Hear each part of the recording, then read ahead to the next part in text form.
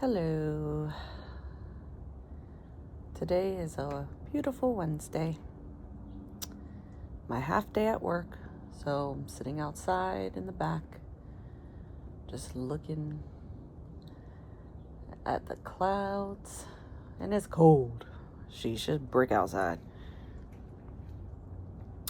But let's see. I wanted to talk a little bit about my journey as a autism mom and talk about my beautiful boy, my miracle child. Well, not miracle child because they all are my miracle children, but little backstory. I have PCOS, polycystic ovarian syndrome, something, I don't know, but it's polycystic ovaries. There you go. And I was not sure if I was going to be able to have kids. It was a real eye-opener. I found that out in probably my early 20s.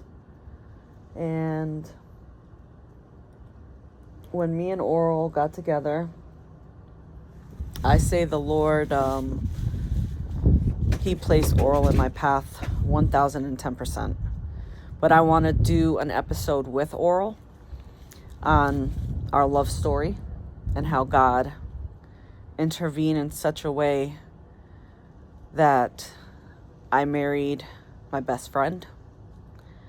And I really want to have like a nice episode just going through what happened, because that's a story of my lifetime. But anyway, we got pregnant with Aiden, and I found out of April of 2017, I think it was, that I found out. Or was it April 2016? I don't know. It was April. And found out I was pregnant. And I was so scared during my whole pregnancy because I was just afraid that something bad was going to happen. And I already obviously suffered from anxiety, so naturally all worst case scenarios would just pop in my head. And then I would have people tell me these random horror stories of, things that have happened where someone has lost a baby or had a child, and, whatever the case is. Trigger warning, I should have said.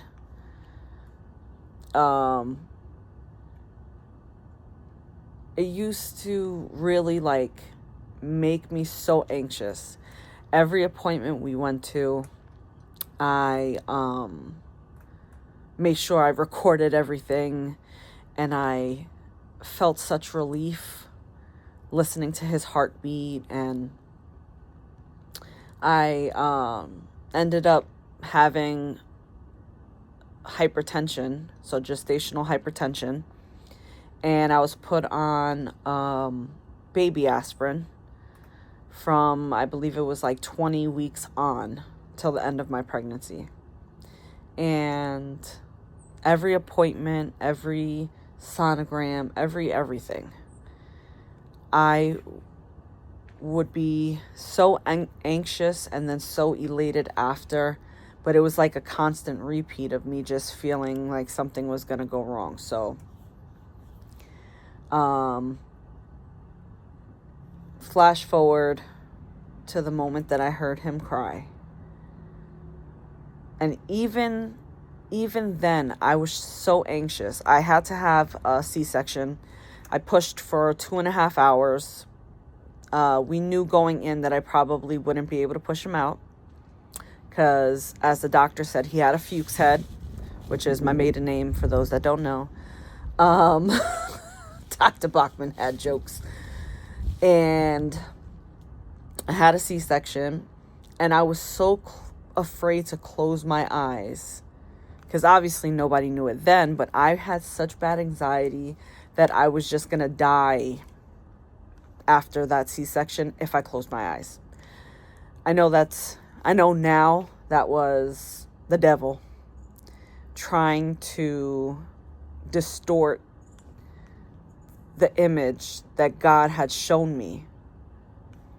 And it's so funny because I remember being in church, and I went with two friends that I had, and we went to church, and in that sermon, we came across that in the next year I would have a son, which they're talking about Sarah having a son.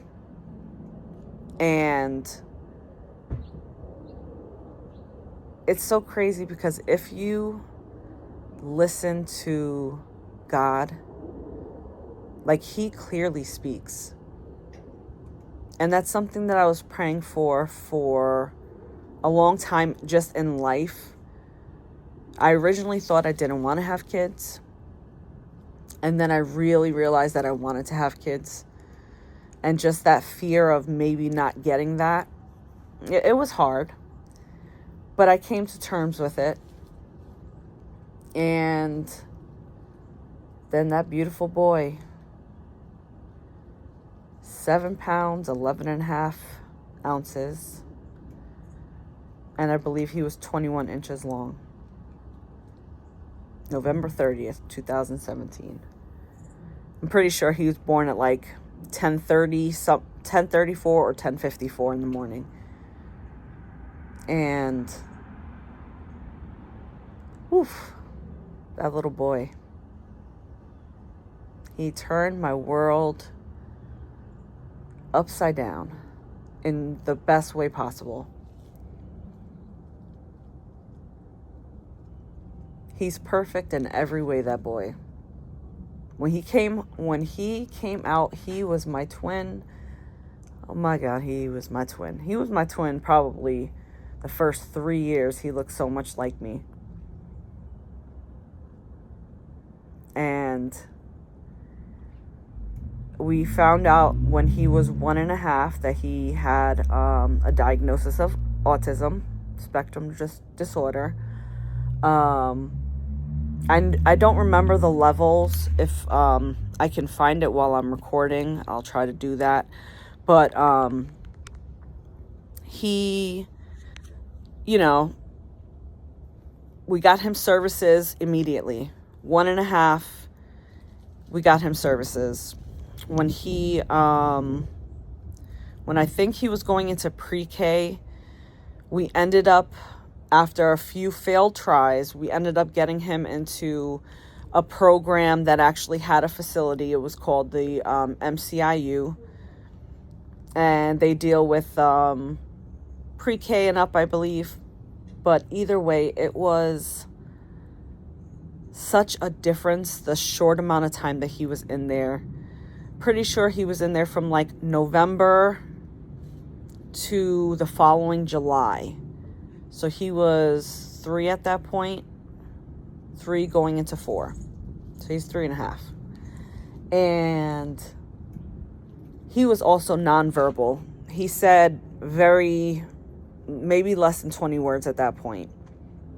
And him going to that school, and it was a much smaller classroom. I think it was like a 2 to 6 at the max ratio. And he got so much hands-on, direct, I don't even know what to call it, between the teacher and the therapists. Miss April was his pre-K teacher, and he absolutely loved her. I think she was one of the most pivotal pillars that made such a change in Aiden. So I'm so very grateful for her. And now he's in 2nd grade. He is a giant.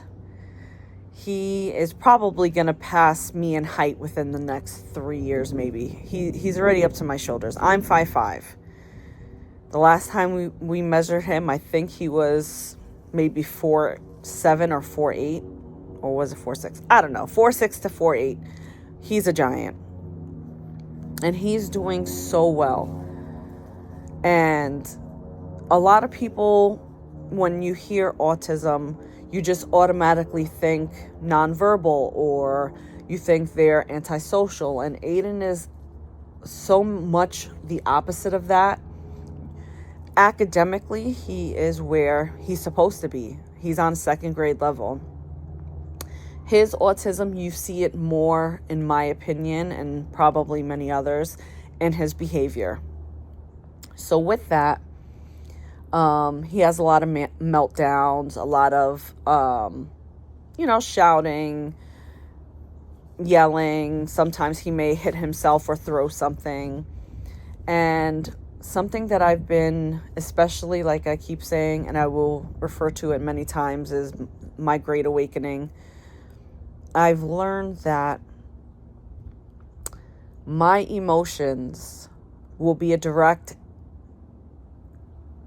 impact on my children. And my anxiety, my frustration, my yelling that I was doing, I was seeing it in my kids. And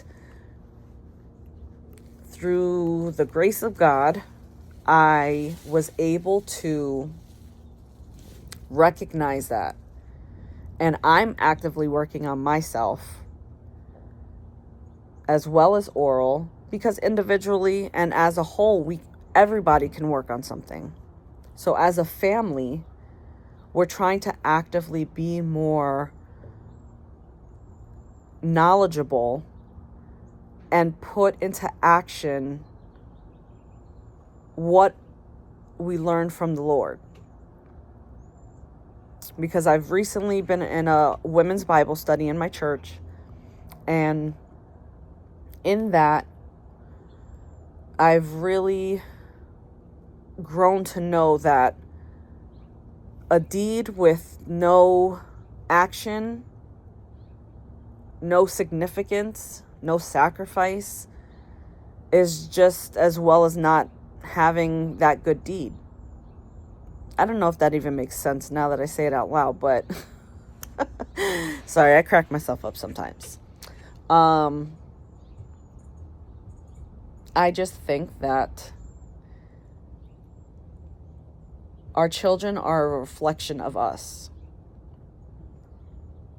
And I don't want them to be a reflection of chaos and of anger or of anxiety.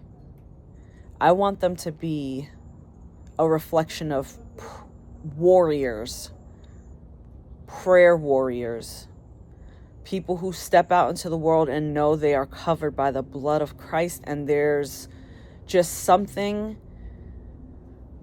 of a confidence that I know is in him because it's been hidden in myself. And she's been freed. Lord, has she been freed? Watch out now. But, a lot of people may think,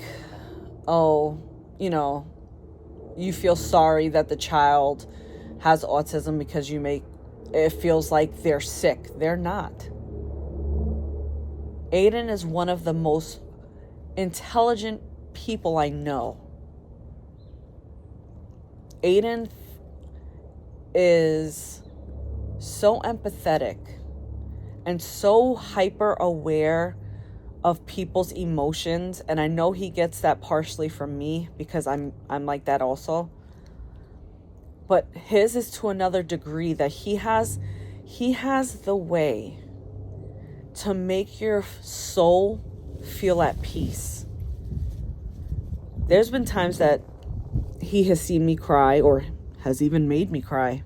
I know a lot of people won't admit that, but sometimes it can be overwhelming. But most of the time, it's one of the most beautiful feelings that you can ever feel.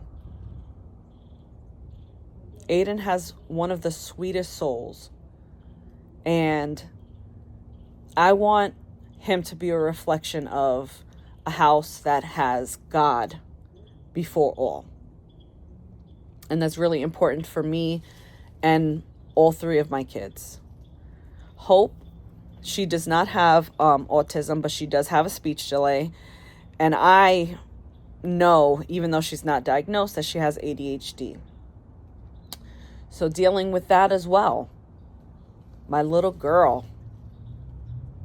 I had to have her early. I had her at 37 weeks because I had gestational hypertension again. And I went into the hospital because I felt a decrease in movement with her. And they actually said she was doing amazing. And they were more concerned with my blood pressure versus, her. She was fine. So I had to have a C-section. I moved it up in date. I was originally going to have her, I had her scheduled to be Dad's birthday, which is July 13th. But because of that, I had to go in 2 weeks early. So instead of 39 weeks, I went in at 37 weeks. And then my little chubby cheek munchkin was born. She was 6 pounds, 10 ounces, 19 inches long, with both her and Aiden had a head full of hair. Oh my Lord. We could do mohawks on them. And that little girl, when Aiden first saw her, because that was in the height of COVID, Aiden still wasn't 100% verbal, but he would say, "She cute," or "It's a baby." And it just, seeing him with Hope after seeing him, we moved to Pennsylvania in 2018. So we weren't always able to go back and forth to New York. So for him to be 3.5 years an only child, it was pulling at my heartstrings because he just wanted somebody to play with. He wanted a little buddy. And when Hope came, that boy adored that baby girl. His baby sister, nobody could tell that kid nothing. I mean, they fight like cats and dogs now. And we're trying to work on that with them so that they understand this world can be mean enough that we need to come together as a family and always protect each other. One thing for certain, none of the kids like to hear each other cry. They're always comforting each other. And that girl, she busy. I have a bunch of grays in the front of my head, and it's from Hope Elizabeth Campbell. Because, Lord. But she's so smart. She's reading. She's learned so much from Aiden. And she's wild. She's my purple minion, I call her. But she's such a sweet, sweet girl. She reminds me so much of myself when I was a kid because I was my dad's shadow. Oh my God. Everybody knows I was my dad's only son. And I was his shadow for real, for real.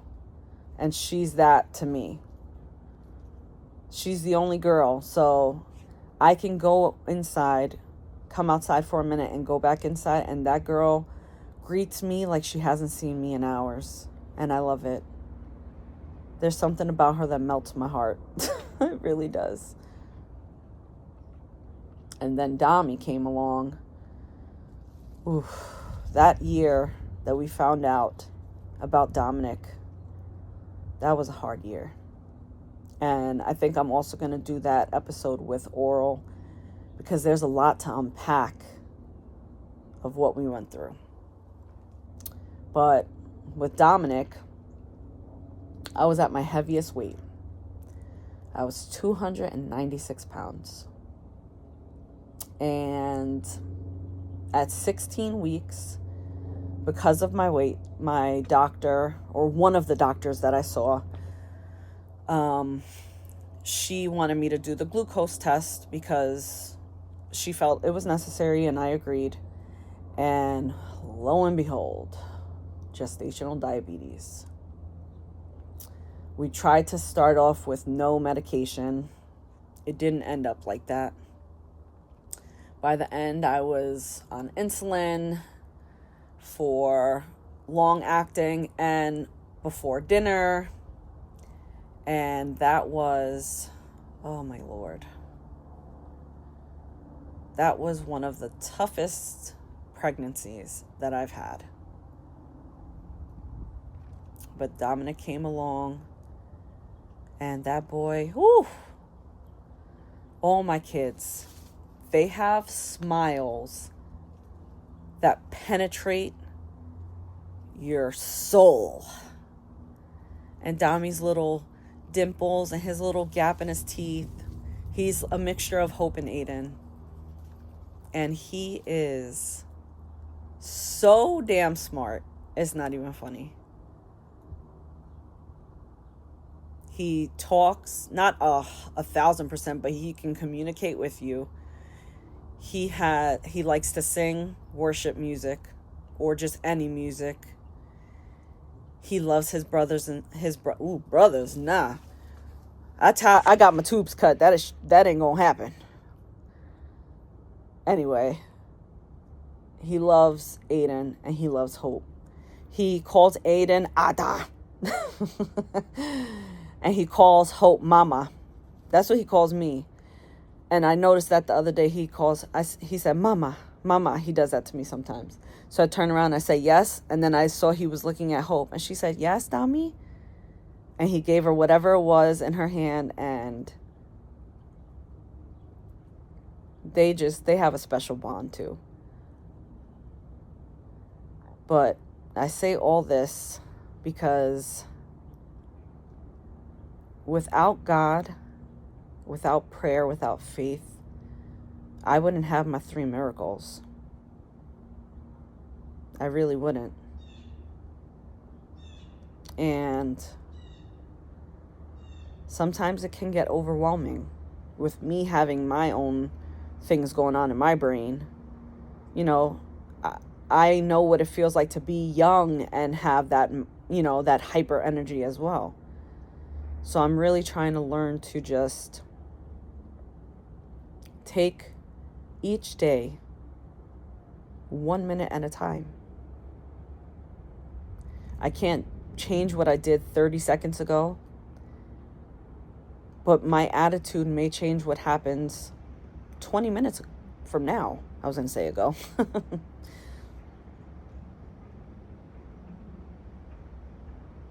But I love my life, and I'm grateful for the family that I have started with a beautiful man with a beautiful soul. He's my definite soulmate, man. Him and Angelique. Angelique is my soul sister, literally. I got another soul sister, which is Ash.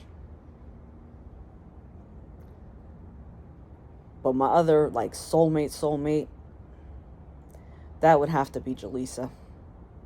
Diti JJ, as the kids know her. Because me and her need to do an episode, because that is over 20 years of friendship. That's the one person other than Oral that I will say and have said to her and Oral that she's my soulmate. That's a whole nother episode though. But I hope everybody has a blessed evening. I hope that any struggles that anyone may be going through, may it be fertility, may it be weight, may it be blood pressure, diabetes, anything, I just pray that you lay that at the feet of the Lord, because he said if you have faith the size of a mustard seed, you can say to that mountain to move, and it will. So I pray that over everyone. Love you guys. Enjoy.